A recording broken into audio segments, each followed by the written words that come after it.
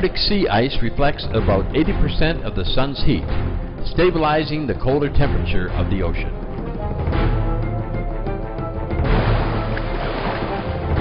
Based on the latest satellite data cited in a December 2007 article, National Aeronautics and Space Administration climate scientist Jay Zwally predicts that nearly all the ice could be gone from the Arctic Ocean by the end of summer 2012.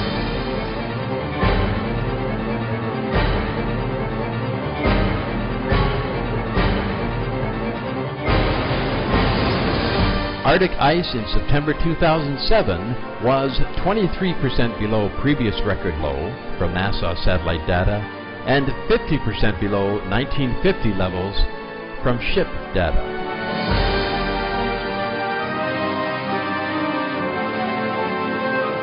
Other records surpassed. Greenland surface ice loss is now 400% greater than 15 years ago. Surface temperatures in the Arctic are the highest in 77 years of record keeping.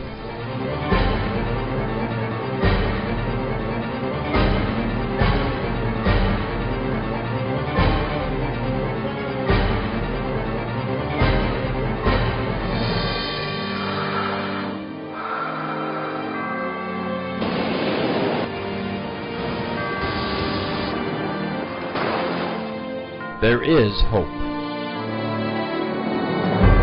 According to James Hansen, top climate scientist at NASA, we have passed tipping points.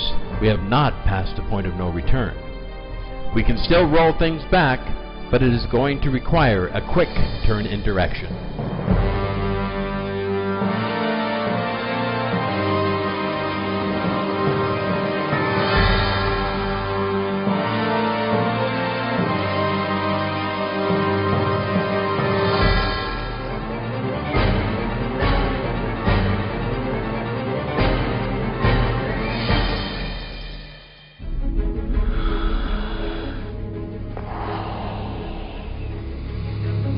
Dr. Gerald Dickens, Associate Professor of Earth Science at the prestigious Rice University located in Texas, USA, and Editor-in-Chief of the American Geophysical Union's Paleoceanography Journal, stated in an interview with Supreme Master Television. But it turns out that most of the carbon, about 93% of it, is in the ocean, not trees or in the atmosphere.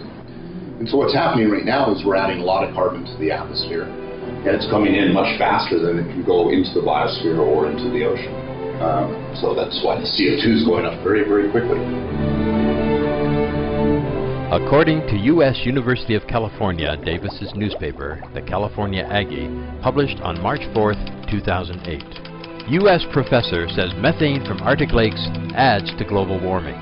In a talk presented at the University of California at Davis, Dr. Katie Walter, a professor of limnology and environmental research at the University of Alaska, stated that methane bubbling up from Arctic lakes is now being released into the atmosphere. This is due to melting of the lake's permafrost layers resulting from climate change. According to Dr. Walter, who has personally conducted Arctic lake research in areas such as Siberia, this phenomena causes further global warming because methane fuels its own production by melting even more permafrost layers once released. Research by Dr. Gregory Riskin at Northwestern University indicates that methane explosions from the ocean caused extinctions of 90% of marine species and 75% of land species 250 million years ago. In his report, Methane-Driven Oceanic Eruptions and Mass Extinctions, he explains how methane gas, which had been trapped in the stagnant waters, was released, leading to the die-off of most marine and land life. Dr. Riskin states, if it happened once, it could happen again.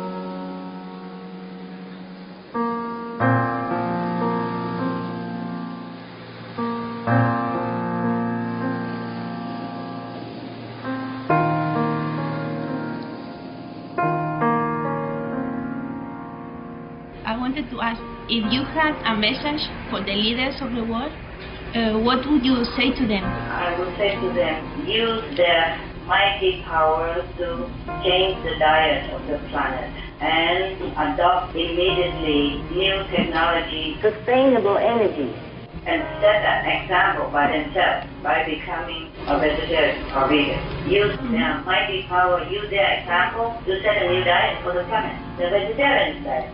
Yes. Thank you, Master.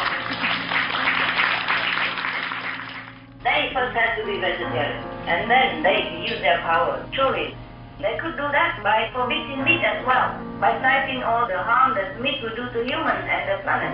Forbid meat eating, just like forbid smoking cigarettes and drugs. There's also another kind of harmful drug. Some of the diseases related to meat consumption and/or production: swine flu, Ebola reston virus. Cured meats and fish increase leukemia risk in children. Antibiotic-resistant superbug infections from a strain of Staphylococcus aureus. Blue tongue disease, E. coli, Salmonella. Bird flu, mad cow disease or Creutzfeldt-Jakob disease, 90% of the population at risk. Pig's disease or PMWS. Listeriosis, shellfish poisoning. Preeclampsia, Campylobacter. Clostridium difficile, diseases hidden in healthy appearing livestock.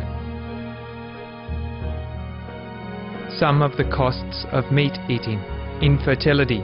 Eating just one serving of meat per day increases the risk of women's infertility by 32%, with additional meat consumption increasing the risk.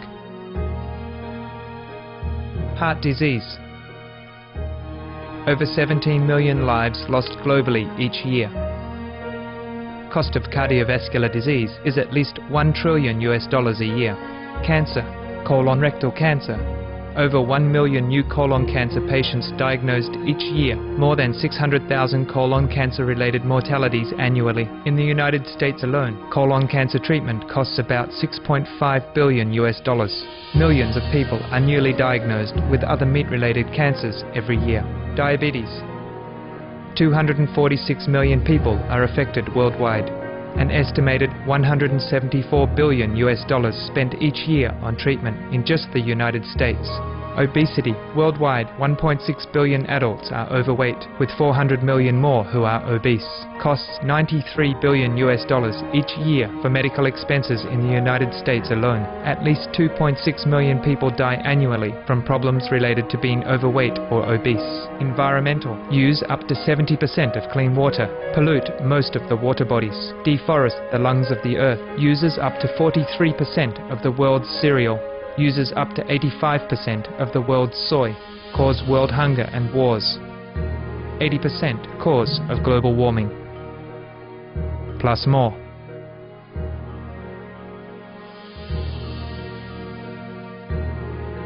Some of the costs of milk consumption.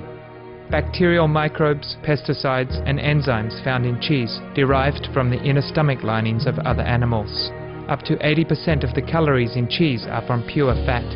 Breast, prostate and testicular cancer from hormones present in milk. Listeria and Crohn's disease. Hormones and saturated fat lead to osteoporosis, obesity, diabetes and heart disease.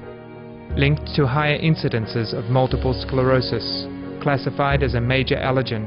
Lactose intolerance. Plus more.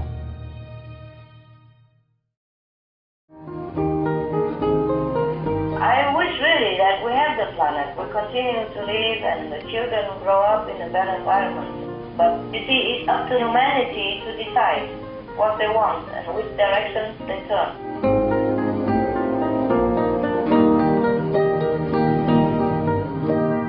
Master, since stock breeding is the major cause of greenhouse gas, it looks like vegetarianism would be a solution, but do you think it would be enough? No, I don't say just vegetarian. You know, technology has to change. We have veggie, we have sustainable energy, we have hybrid cars, we have planting trees, we have prayer, remember? Vegetarianism is for a long-term benefit, to lessen the karma, to touch the mercy of heaven.